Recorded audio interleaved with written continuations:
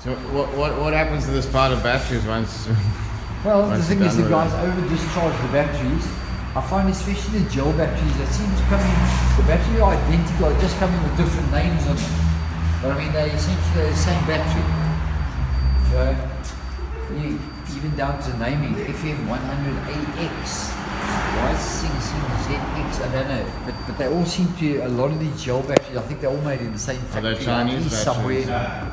Look here, don't get me wrong. So the ESCOM just came on, so alarm it. No, look here, don't get me wrong. The Chinese make some very good deep cycle batteries. Not everything that comes out of China is rubbish. I mean, otherwise they wouldn't be putting people into space. But these batteries, I don't think that these batteries are suitable for our climate. Over there, when the guys are working on sort of very lower, much lower temperatures than we are, then I think maybe these gel batteries work. But I just find these batteries, look at them, they're just about brand new. I'm getting so many of these things coming which are just about brand new. The guys have had them only a couple of months, and we test them and they fail. So I don't think that these gel batteries, I certainly wouldn't put a gel battery into my house. Yeah, the idea of a gel battery is good for an inverter because as they inject the acid into the battery between the plates, they inject a gelling compound, and so the acid is held in a gel so it doesn't tend to drift by gravity to the bottom of the battery. It's stronger and stronger, aggressively chew the battery, create a huge amount of lead sulfate at the bottom of the battery, which is not really soluble in water, crystallizes, and your battery is shot.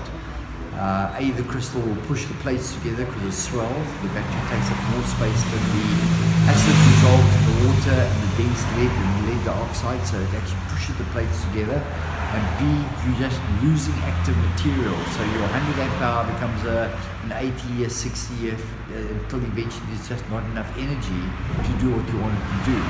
So if you've precipitated out 50% and down to a 50 amp hour battery, then instead of your normal daily discharge being a 40% discharge, it's an 80% discharge of your remaining active material. So you're just exponentially accelerating yourself straight into a crash into the ground. And that's what's happening with these batteries. Isn't a 4-hour load shed the killer as well? Because 4-hour load shed is a killer because people run things which should not be running. The problem is that in our house a lot of things are running in the background. I mean, our TVs are on now, decoders are on, everything is on, even though it's not actually showing you anything. The fact that you can point the remote at it and the thing knows what to do with that signal and everything comes alive. We've just got a whole lot of things running in the background in our houses. I reckon probably about maybe up to 5% of the energy we use in our houses is probably just stuff running in the background. Computers still just running there, even though the screens are off and that type of thing. We don't turn them off because it's not good for a hard drive. So we don't shut our computers down every time we pack up and go home. So the idea is to try to get a balance. And this is where I say to people, with people come here for a 100 amp hour battery, and they want 2 of them. I say, well, look here, why don't you just take one? Go down to cash converters and get yourself a cheap little voltmeter. Doesn't have to be one with flashing numbers and things like that. Just get one with a little old one with a gauge. Put it on DC volts, and then have the thing. And every now and then, just check your voltage.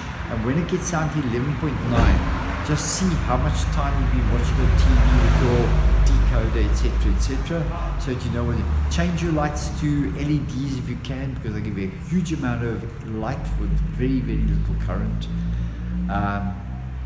And then it's a matter of not watching the highlights and the highlights and the highlights of the highlights. When you're watching TV, watch the game that you want to watch, turn the TV off. Turn things off at the wall if you're not sure, because that way then you know everything is shut down properly. But we just can't carry on pushing more and more and more lead into our environment here.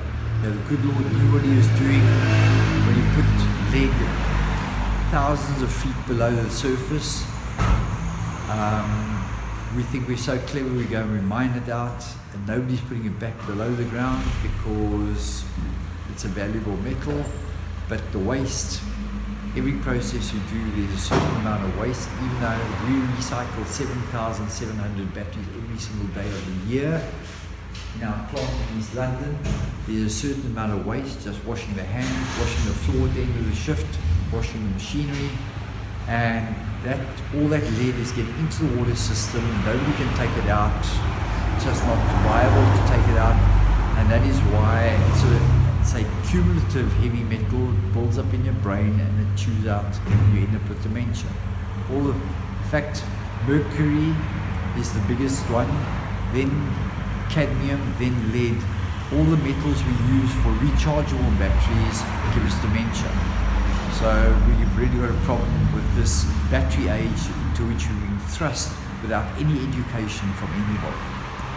Does that put the whole renewable EV push into question? Because is it really green at the end of the day? Very much so. Yeah. And then people say, well, then why don't we just go for lithium? Well, the problem is that, as I understand it, I don't think that lithium batteries are recyclable. Secondly, from a sociological point of view, the countries that have viable lithium resources seem to be places like Congo and places where when you're buying stuff, you're funding a war, funding a civil war. So it's for a couple of reasons. Lithium also is very unstable. We don't understand lithium fully. There's still lots of inventions being made with different substrates and things with lithium, with semiconductors. Lead we know perfectly. I mean, lead we understand.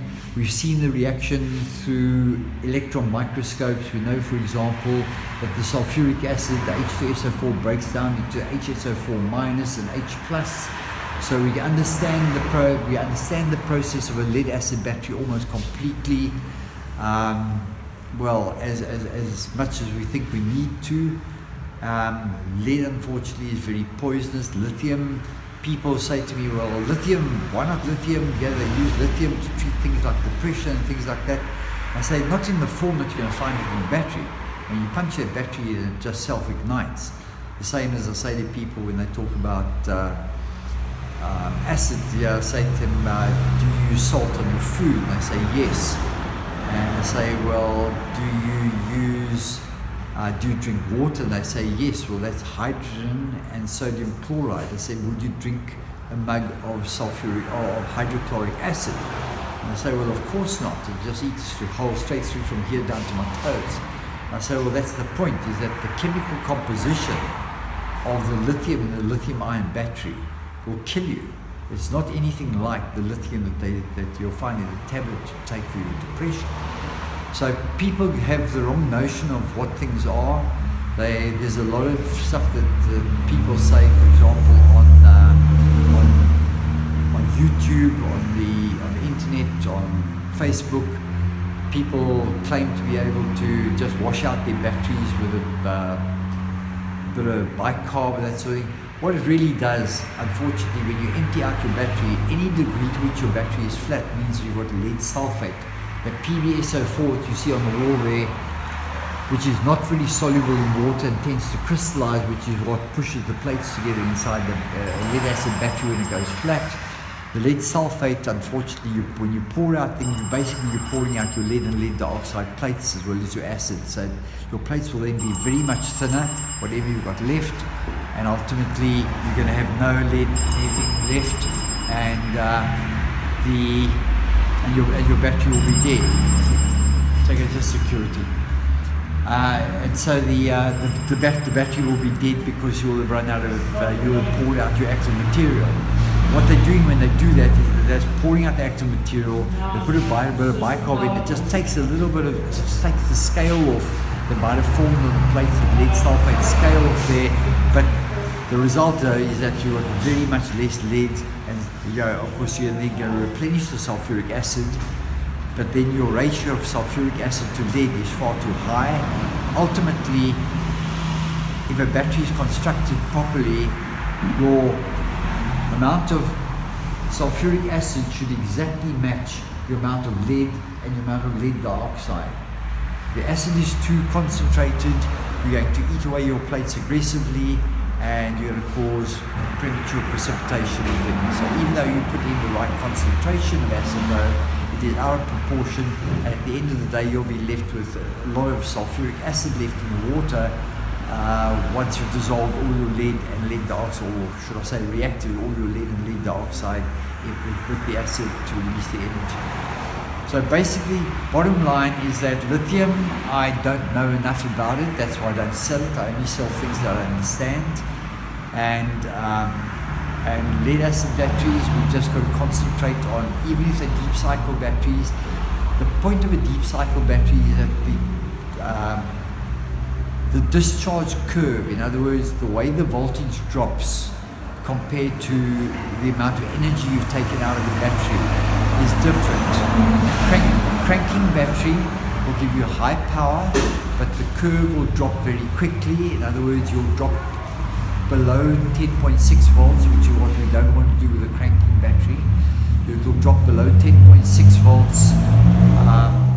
With a deep cycle battery, you'll probably get about 75, maybe 80% of the energy out, but then you're taking out a very low current.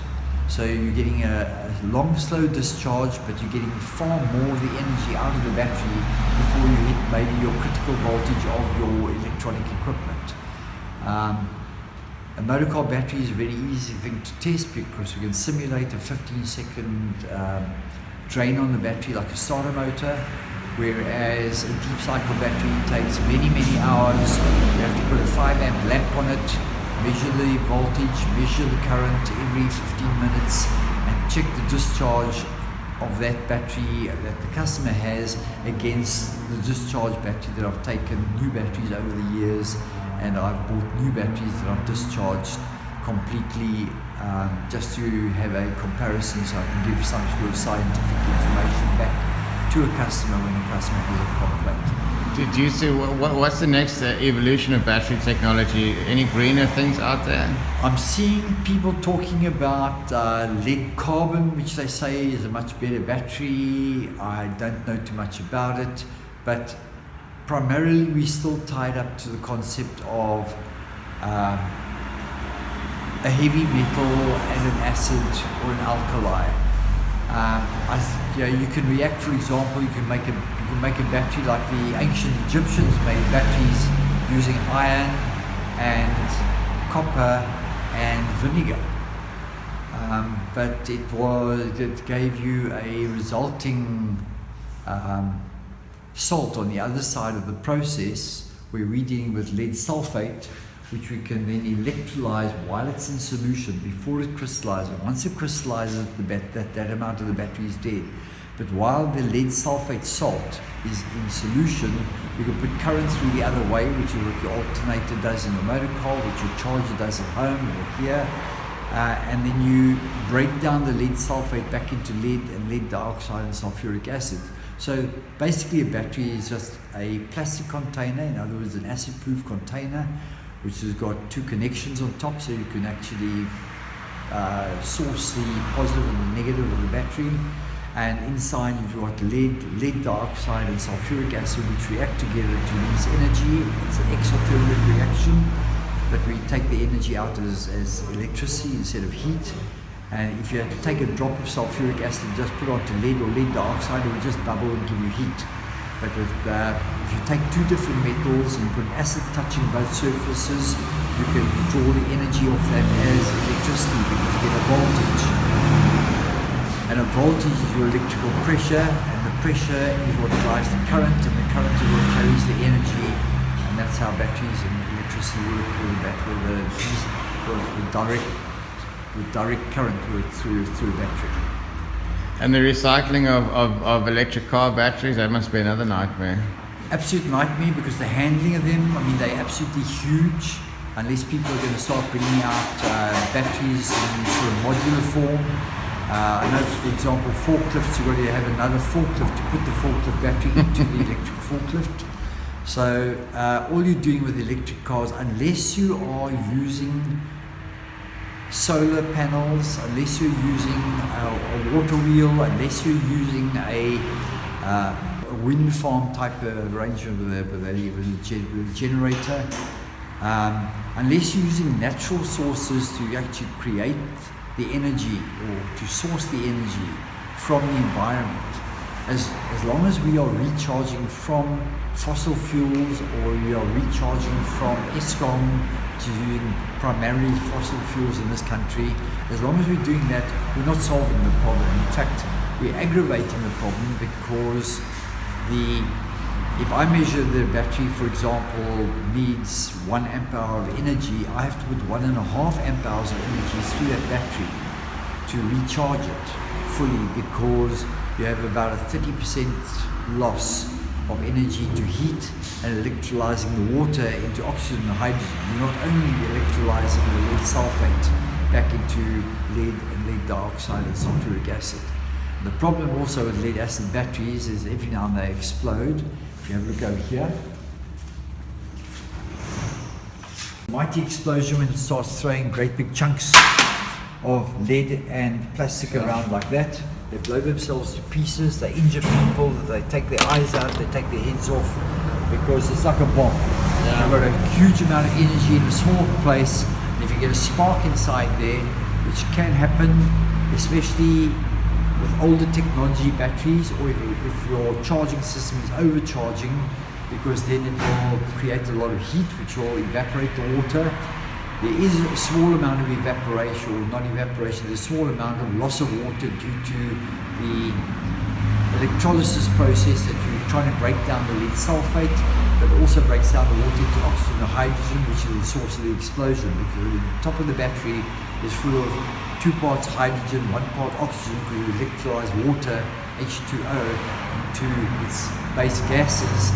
If you get a spark there, and you will get a spark, or you can get a spark, if the water level drops below the plates, and you get a spark between 2 plates, it ignites the oxygen and hydrogen, and basically got a very tightly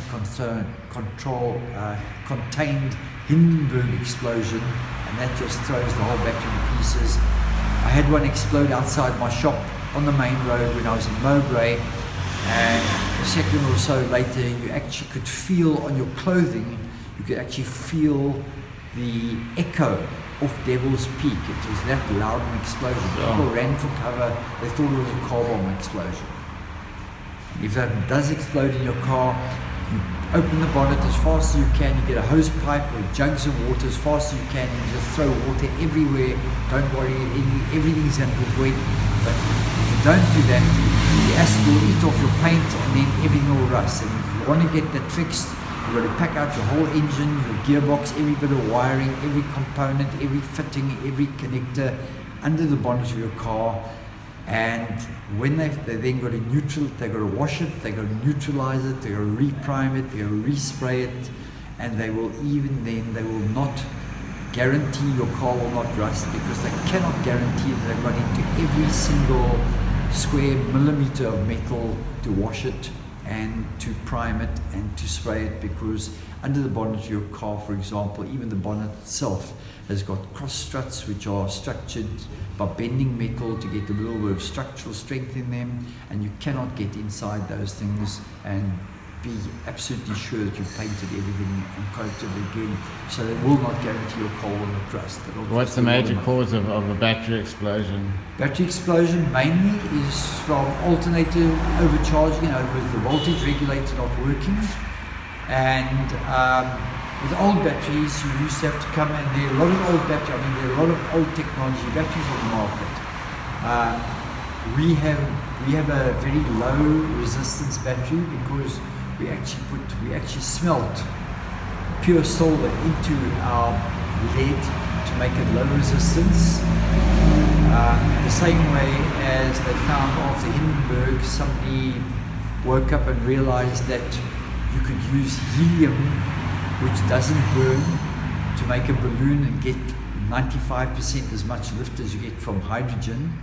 So somebody found some years ago that if you put silver, first tried gold, because it's the most conductive element in the universe as far as we know, and they found that put a bit of gold, a very small amount of gold, into the lead, got a very low resistance battery. Low resistance means you're going to get a very little heat build up, because you need resistance to build to create heat from the current. And then some guy, a little smarter, realized, well, silver was almost as conductive as gold is, and it gave us a very good result. But nobody's going to smelt gold into a battery, but silver is a fraction of the price, and we actually smelt pure silver into the lead. It's not reclaimable. You can't go and take the lead from the battery and try and get the silver out of it, because you're not going to do that. It's an alloy. It's melted in with the silver. The lead and the silver are melted together, and it would take a very, very expensive process to try to get silver out of a battery. So the price of silver must be going up as a result. The price of silver has gone up as a result. The more uses they find for something. I mean, the price of gold went up when they started using gold for connectors and cell phones. So yes, the price of everything goes up as the demand goes up. And that's why if you've got not too much money but you want to invest in bullion, you can invest in silver bullion, for example. You don't need to go and invest in gold bullion, both in coins and in bullion bars. Silver, gold, you can get them, and people are investing in them, especially as the banks are crashing at the moment. And I suppose Bitcoin's almost an offshoot of silver. Bitcoin is, I did a course on Bitcoin, and I'm still not very clear about exactly how to do this. A 4-week course on it. And I think it's like anything else in life. As long as people believe it's got a value, it's got a value. Exactly. Amen to that. And have you heard of lithium graphite? Or something with graphite I haven't heard of lithium graphite at all. Lithium graphite will just be, graphite is basically carbon. It's pure carbon. So lithium graphite will be something with the semiconductors, using carbon as a semiconductor. The same way as with your petrol-driven engine, you've got to get your 12 volts to go through your coil to step it up to 20,000 volts to run down the carbon lead to your spark plug, because carbon is a semiconductor, it's not a conductor. I remember my old cars where I had a problem with my coil. I went and I bought copper leads and made up my own leads for my high tension leads to get from my coil to my spark plugs, and I got a very much better result. So carbon is a semiconductor. If it's lithium graphite, somebody must be experimenting with graphite as a semiconductor. And back to the alarm, if you attach a big battery to the alarm, do you have to change the power conversion? No. One has to be clear about batteries are rated according to a couple of things. The first is voltage. Now,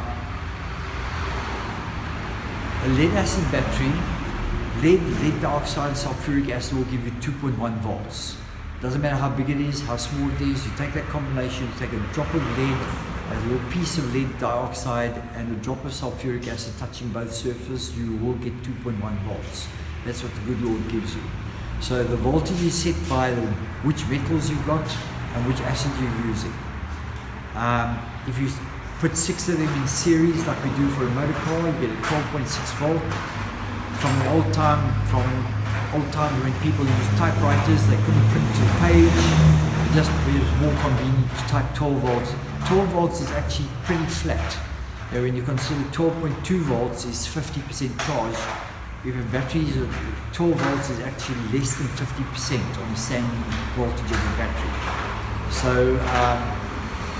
we take lithium, I think they use 5 cells to achieve 13 volts or something.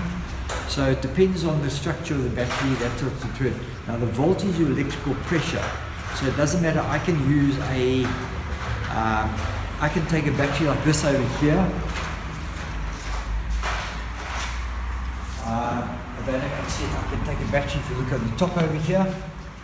This battery here has 2 cells. So that battery, as big as it is, it might be thousands and thousands and thousands of amp hours of energy. In other words, you can take out thousands of amps for many hours, or a lot more hours at less current. We measure batteries in amp hours, how many hours for how many amps. And the point is that is only a 4-volt battery. So you can connect that huge battery up to your motor car and it would do absolutely nothing. because the voltage is the pushing pressure of the battery. That is how hard the energy is pushing to get out. The current is how much charge is flowing, how fast, the rate at which the charge is flowing. It's measured in units of charge per second, and your voltage is how much energy per unit charge. So your voltage times your amperage will give you your power of your battery.